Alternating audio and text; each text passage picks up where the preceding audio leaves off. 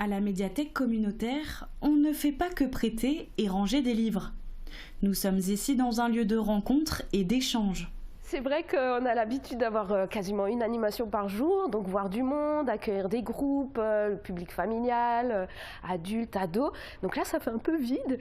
Donc voilà, en attendant qu'on puisse rouvrir notre salle, là, le forum, eh ben, on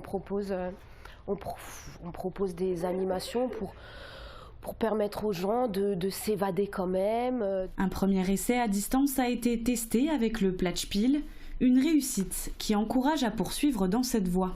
Alors la médiathèque va s'inviter chez les gens. Donc on s'adapte à la situation et là on est en train de lancer la communication sur plusieurs animations à distance. Donc des histoires racontées sur Zoom, le cercle de conversation par exemple en anglais également à distance sur Zoom. On va lancer une nouveauté, c'est les histoires par téléphone, les lectures par téléphone. De l'imagination pour entretenir le lien avec le public, ici, on n'en manque pas.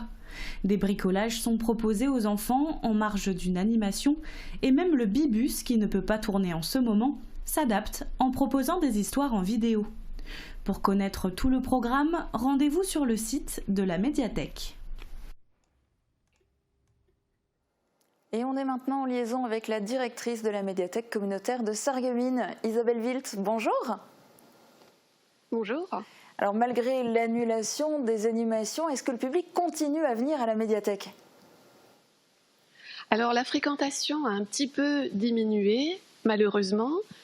Certains usagers ont des appréhensions à fréquenter des lieux publics, même si toutes les conditions de sécurité sont remplies, je vous rassure. Donc nous, on essaie de proposer des services adaptés pour ces publics qui n'osent pas ou ne peuvent pas se déplacer et venir à la médiathèque. Pour aller à leur devant, alors justement, déjà bien avant en fait les restrictions imposées par le contexte sanitaire, vous proposiez déjà des services qui permettaient au public d'accéder au contenu de la médiathèque sans se déplacer, comme le portage à domicile ou bien le téléchargement de livres numériques. Est-ce que ça s'est développé ? Oui, alors on continue à proposer du téléchargement de livres numériques. On a eu jusqu'à 600 téléchargements. On achète toujours de nouveaux livres en fonction des parutions des titres. On continue également à proposer du portage à domicile qui s'est également développé durant la période qui a suivi le confinement. Et on maintient le service de click and collect. Donc les gens peuvent toujours réserver des documents de chez eux et venir les chercher lorsqu'ils ont été mis à leur disposition.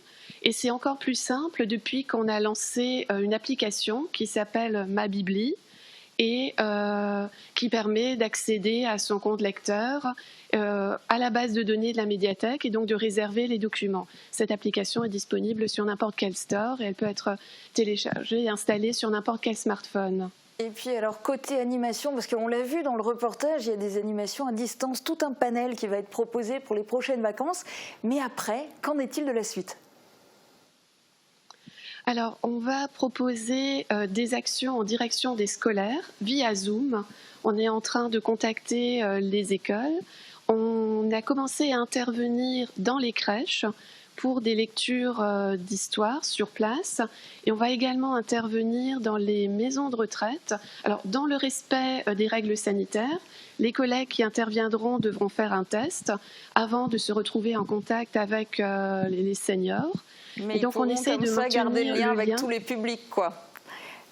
Du coup, oui, c'est exactement ça. D'accord. Eh bien, merci beaucoup d'avoir répondu en direct sur Mosaïque Cristal.